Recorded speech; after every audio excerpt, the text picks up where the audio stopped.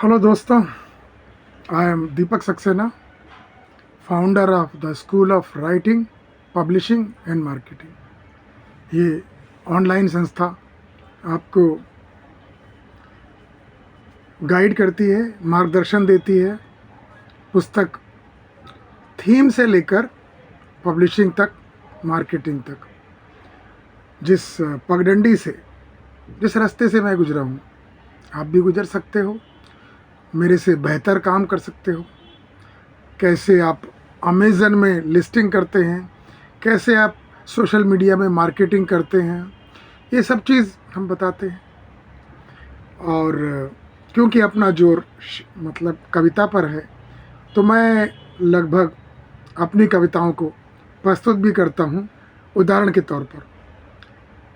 अगर आपकी इच्छा हो तो आप कविता के अलावा उपन्यास भी लिख सकते हैं, एकांकी लिख सकते हैं और लेख लिख सकते हैं, जो भी आप चाहें। ये आपकी रुचि पर निर्भर करता है। तो आज कुछ शेर व शायरी हो जाए, सुनिए। हसीना किसे बोलते हैं? हसीना की परिभाषा क्या है, मैं बताता हूँ। जो देखकर भी हसीना, जो देखकर भी हसीना, हसीना वो कहलाई। जो देखकर भी हसीना, हसीना वो कहलाई। जो हंस गई वो फंस गई, जो हंस गई वो फंस गई, फसाना बन गया भाई, फसाना बन गया भाई। जो देखकर भी हसीना, मतलब आपने किसी कन्या को देखा और वो आपको देख के नहीं हंसी तो बोलते हसीना है। जो देखकर भी हसीना, हसीना वो कहलाई। जो हंस गई वो फंस गई, फसाना बन गया भाई। जो मिल सकी ना वजूद में, मतलब जो हंसी नहीं और मिली भी नहीं, जो मिल सकी ना वजूद में, जो मिल सकी ना वजूद में, ख्वाबों में रोज आई। जो मिल सकी ना वजूद में, ख्वाबों में रोज आई। जो देख कर भी हसीना, हसीना वो कहलाई। जो हंस गई वो फंस गई, फसाना बन गया भाई। जो मिल सकी न वजूद में, जिससे मुलाकात नहीं हुई, जिससे मेल जोल नहीं बढ़ा। जो मिल सकी न वजूद में, ख्वाबों में रोज आई। ख्वाबों में रोज अक्सर वही हसीनाएँ आती हैं जो हंसी नहीं, जो नहीं हंसी।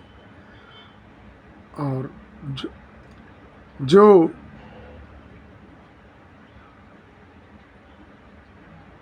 मुकम्मल है वो ख्वाबों में अक्सर कम ही आते हैं। जो मिल सकी न वजूद में, ख्वाबों में रोज आई। अफसाना बन के तड़पे, अफसाना बन के तड़पे, फुरकत बनी रुसवाई। जो मिल सकी न वजूद में, ख्वाबों में रोज आई। अफसाना बन के तड़पे, फुरकत बनी रुसवाई। अब आशिक की परिभाषा क्या है? आशिक किसे कहते हैं?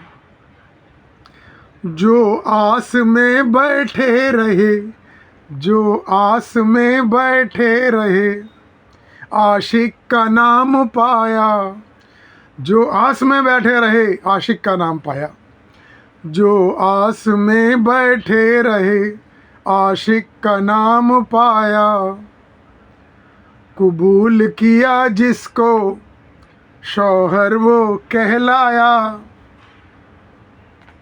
जो आस में बैठे रहे, जो बस आस में बैठे रहे, इंतज़ार करते रहे, गली मोहल्ले में चक्कर मारते रहे, उनको आशिक कहते हैं, मजनू कहते हैं।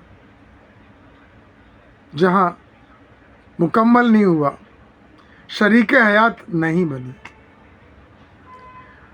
जो आस में बैठे रहे, आशिक का नाम पाया, कबूल किया जिसको कहा। हसीना ने जिसको कहा, कबूल किया, मैंने कबूल किया। कबूल किया जिसको कहा, शौहर वो कहलाया। मतलब वो शरीक हयात बनी तो वो शौहर कहलाया। दीवाने पत्थर तो दीवानों ने खाए पत्थर, जिस दीवाने ने खाए पत्थर, मंजनू का खिताब पाया। कहते नहीं, ये तो मंजनू है। जिस दीवाने ने पत्थर खाया, मंजनू का खिताब पाया। दास्ताने मोहब्बत अकेला करे सुनाया। ये दास्ताने मोहब्बत अकेला करे सुनाया। ये दास्ताने मोहब्बत जो आस में बैठे रहे, जो आस में बैठे रहे, आशिक का नाम पाया। कबूल किया जिसको कहा, शौहर वो कहलाया। दीवाने पत्थर खाया, जिस दीवाने ने पत्थर खाया, मजनू का खिताब पाया। दास्ताने मोहब्बत ये अकेला करे सुनाया। अब एक शेर और है। कभी कभी हम तरस जाते हैं, कभी कभी हम तरस जाते हैं उनके बस एक दीदार को। कभी कभी हम तरस जाते हैं उनके बस एक दीदार को। वो भी तरसते होंगे, यकीन नहीं होता। कभी कभी हम तरस जाते हैं उनके बस एक दीदार को। वो भी तरसते होंगे, यकीन नहीं होता।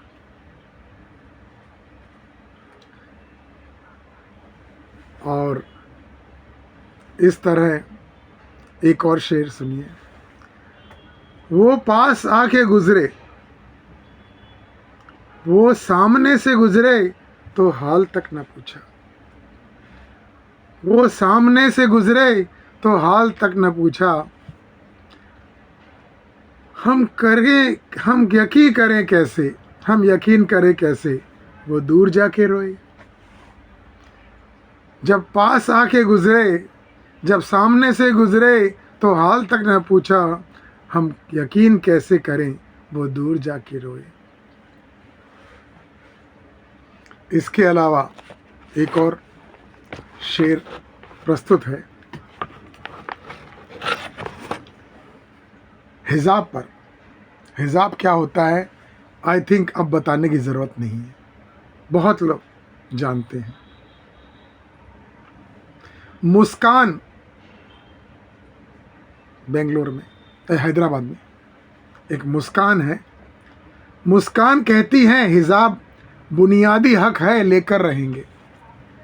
मुस्कान कहती हैं हिजाब बुनियादी हक है, लेकर रहेंगे। मुस्कान कहती हैं हिजाब हमारा बुनियादी हक है, लेकर रहेंगे। हलाला मुताह 3 तलाक, ये भी तो बुनियादी है, आखिर कंजर्फ ही रहेंगे। हलाला मुताह 3 तलाक, ये भी तो बुनियादी है, कंजर्फ ही रहेंगे। तुम लाख दिखा दो तरक्की का रास्ता, तुम लाख दिखा दो तरक्की का रास्ता, जहालत में जीने का हक हम लेकर रहेंगे। ये मुस्कानी तो कह रही हैं। तुम लाख दिखा दो तरक्की का रास्ता, जहालत में जीने का हक हम लेकर रहेंगे। क्या खबर है तुमको गज़वाए हिंद, क्या खबर है तुमको गज़वाए हिंद, हमारा मकसद यही लेकर रहेंगे। यही मुस्कान जैसी महिलाओं का मकसद है, और जिस मकसद में वो लगी हैं उसमें लगे भी रहना चाहिए। तभी तो जिद है। एक बात और कहनी है, गर हिजाब में ही रहती, गर हिजाब में ही रहती तो रज़िया सुल्तान ना बनती। रज़िया सुल्तान के बारे में, उसके शाहकार के बारे में कहने की ज़रूरत नहीं है। दुनिया में सब लोग जानते हैं कि रज़िया भारत की सुल्तान रही है। हिजाब में ही रहती तो रज़िया सुल्तान ना बनती। उमराव बनना क्या उसकी किस्मत में लिखा है? भाई हिजाब में रहना, ये सब करना, हिजाब में ही रहती तो रज़िया सुल्तान ना बनती। उमराव जान बनना क्या किस्मत में ही लिखा है? मुमताज़ बन के मरना, मुमताज़ शाहजहां की चौथी बेगम थी और उसके बाद भी उसने और शादियां की इसके मरने के बाद। तो कैसे वो प्यार का मंज़र है, लेकिन फिर भी मुमताज़ बन के मरना फितरत नहीं तुम्हारी। हम भारत की नारी को ये कहना चाहते हैं, हिंदुस्तान की ख़वातीन को ये कहना चाहते हैं, मुमताज़ बन के मरना फितरत नहीं तुम्हारी। हिंदुस्तान में इबारत खुद लिख सको तुम्हारी, ये हक दिया है। हिंदुस्तान में इबारत खुद लिख सको तुम्हारी, ये भारत ने तुम्हें हक दिया है और उस हक का इस्तेमाल करो और बुलंदियों में छा जाओ।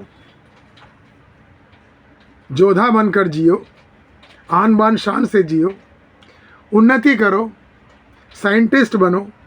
आज कश्मीर में कितनी महिलाएं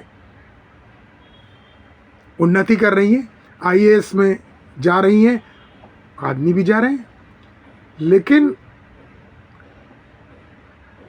अगर नारी को आगे बढ़ना है तो भारत ही ऐसा देश है। ईरान में भी उनको हक मांगने के लिए हिजाब जलाने पड़े, लेकिन भारत में आपकी मर्जी है, आप जिस मकसद में लग जाएं। आज भारतीय नारी, हिंदुस्तान की ख़वातीन हर हर महादेव भी गा रही है, यूट्यूबर भी बन रही है, साइंटिस्ट भी बन रही है, यहाँ तक कि चांद पे भी जाने की प्लानिंग है और कल्पना चावला भी बन चुकी है। तो हमारा सिर्फ उनको उद्देश्य है उत्साहित करना, और नारी को जब उत्साह मिलता है, चाहे उसका पति दे, चाहे उसका भाई दे, चाहे उसका पिता दे, या उसके वालिद या वालिदान दे, कोई भी बढ़ावा देगा तो वो बुलंदियां छू सकती है, क्योंकि उसमें ममत्व होता है, उसमें त्याग होता है। उसको ये डर नहीं रहता हमको कल ये मिलेगा कि नहीं मिलेगा। तो भारत की नारी की ये चर्चा आज यहीं समाप्त करते हैं। शब बखैर, जय श्री राम, हर हर महादेव। बस जाते जाते आपसे गुजारिश है कि आप इस चैनल को सब्सक्राइब कीजिए और